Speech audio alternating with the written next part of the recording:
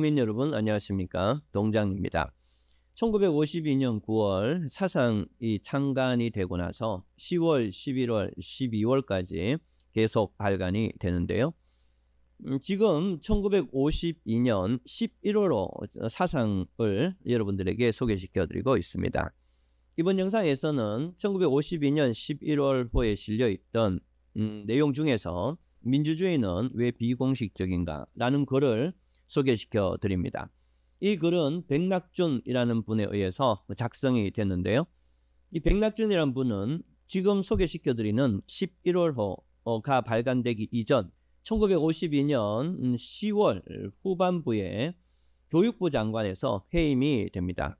교육부 장관에서 해임된 이유는 이기붕의 아내 박마리아의 업무에 의해서 이루어졌는데요. 이 박마리아가 사상이라는 잡지, 이 사상 잡지의 내용을 음해를 하고 그래서 백낙준을 중심으로 정치적 세력을 만들려고 한다. 이런 내용을 퍼뜨리고 박마리아의 남편 이기붕도 가세해서 업무를 꾸미고 그 결과 1952년 10월경에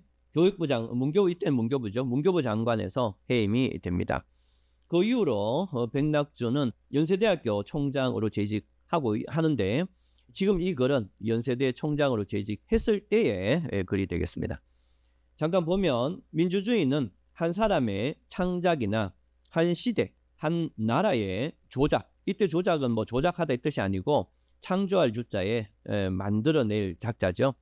그래서 민주주의는 한 사람이 창작해내거나 한 시대, 한 나라가 만들어낸 것이 아니며 그 관념은 시대와 환경에 따라서 항상 변화하고 또 성장하여 왔습니다. 이러므로 민주주의는 계통이나 체계가 정연하지 못하다는 비평을 받게 되는 것입니다.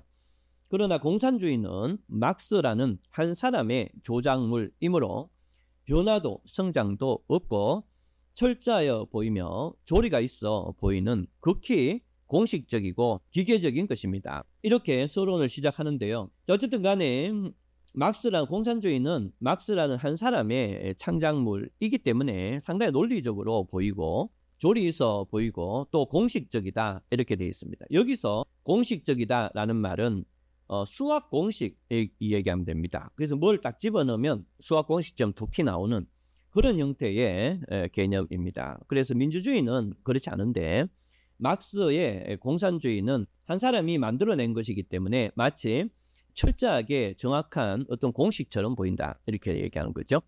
민주주의가 공산주의와 다른 점이 이에 있는 것입니다. 만일 민주주의가 공산주의와 같이 수학 공식처럼 공식적이거나 기계적인 것이었다면 민주주의도 공산주의에 다를 바 없었을 텐데 라는 것이 생각되고 민주주의의 장점은 그 이념이 한 사람의 조작이 아니고 여러 시대를 통하여 많은 사람들의 생각을 합하여 이루어졌으므로 공식적이 아닌 것과 즉 수학 공식과 같은 그런 것이 아닌 것과 따라서 독재나 전체주의적 현상이 없는데 이 경산주의에 비교해서 민주주의의 장점이 있다 이렇게 얘기하고 있습니다. 그런데 공산주의도 근래에 와서는 그러니까 1952년 경에 와서는 그 공식적 과제가 실현되지 못하였으므로 막스가 마치 수학 공식처럼 이렇게 되면 이렇게 된다라고 얘기를 했는데 막상 공산주의가 된 소련을 보니까 전혀 그게 실현이 되지 않고 있더라. 이것을 사람들이 알게 됐다는 겁니다. 그래서 그 공식적 과제가 실현되지 못하였기 때문에 변천하고 있다 이렇게 한 다음에 막스주의, 엥겔스의 사상, 레닌의 주의, 스탈린의 주장, 티토의 주의가 다 차차 그 수학 공식과 같은 그 공식적 기반을 벗고 새로운 형식과 표현을 취하고 있으나 공산주의도 그렇다고 해서 그 전체성을 잃어버리도록 되어가고 있는 것은 아니다 이렇게 보고 있습니다. 그렇다고 하여 공산주의가 민주주의화하여 간다는 것이 아니라 공산주의는 그 독재성을 자유정신의 진격에 투항을 하고 혼돈으로 들어가고 있다. 이렇게 됩니다. 그러니까 막스가 얘기했던 아주 수학 공식과 같은 그런 어떤 틀이 무너짐으로써 여러 가지 다른 내용들이 등장하고 있는데, 그것은 민주주의처럼 다양하고 구성원의 의견을 들어서 어떤 내용으로 진전되는 그런 것이 아니라 단순히 자유주의적 어떤 침투에 의해서 거기에서 투항하고 혼돈하는 과정에서 여러 가지 얘기를 할 뿐이다. 이렇게 되어 있습니다. 앞에서 티토라는 것은 유고의 대통령격이었는데요. 소련과는 다른 공산주의를 주장한 사람입니다. 자, 그 다음에 민주주의는 한 사람의 발명에 기계적인 답습이 허용되지 않았으며 여러 시대를 통하여 여러 사상가들이 인생의 근본 목적을 달성하기 위하여 정치, 경제, 사회, 문화 각 방면에 다른 사람들이 아직 발견치 못한 더 나은 생각과 제도와 의견을 하나둘씩 첨가하여 그러다 보니까 더 나은 것으로 향상되어 온 것이 바로 민주주의다. 이렇게 보고 있습니다. 동서양은 표면적으로는 그 사회생활을 영위함에 있어서 각각 다른 조류를 형성하여 왔으나 민주정신을 지향하여 세신 노력으로 공헌한 인물들과 사실, 이때는 역사적 진실 뜻입니다.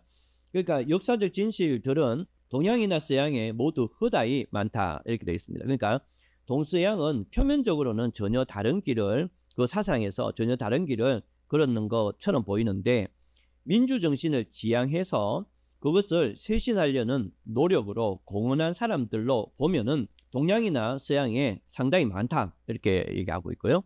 동양에 있어서는 이들 역사적 체계를 세워 그 기록으로, 그러니까 민주주의에 대한 것을 체계를 세워서 그 기록으로 남긴 것이 적고, 하지만 서양에 있어서는 이를 체계적으로 지적 연구한 학자들이 많고 민주사상의 새로운 발전에 크게 공헌한 점이 있기 때문에 서양과 동양이 다르게 보이고 민주주의에서는 서양의 발달이 더 있었다. 이렇게 얘기하고 있습니다. 참고로 이 백낙준이라는 분은 미국의 프린스턴 대학 등을 통해서 대학생활과 박사를 받았던 사람입니다. 그러니까 미국식 민주주의에 익숙한다고 볼 수 있겠죠. 어쨌든 간에 우리 동양에 있어서도 동양의 학자들의 손으로 동양의 사상사와 제도 위에 태어난 민주주의적 사상과 업적을 체계화하는 학문이 서기를 바라는 바이다. 이렇게 되어 있습니다. 그 다음에 글을 마무리하고 있는데요. 동서의 역사가 합하여 세계사가 되고 동서의 문명이 합하여 세계 문명이 되어서 전 세계 인류가 이상세계를 향하는 이때 민주정신에 입각한 철학사상, 정치사상, 경제사상, 종교, 문화적 이념은 실로 인간생활 전체의 근본 이념이 될 것입니다. 전체주의, 공식주의 두뇌를 싣고 자유자재한 창의적 입장에 서서 인생 최고의 목표를 지향하는 활동가, 사상가, 정치가, 문화인들이 이 땅에 많이 배출되어서 우리 대한민국에 큰 공헌이 있기를 바라는 바입니다. 이렇게 되어 있습니다. 글이 상당히 짧습니다. 한 3페이지 정도밖에 안 되기 때문에 거의 대부분의 내용을 여러분들에게 소개시켜 드렸습니다. 자, 그러면 오늘 영상을 마치고 다음에는 11월호 다른 내용으로 찾아뵙도록 하겠습니다. 감사합니다.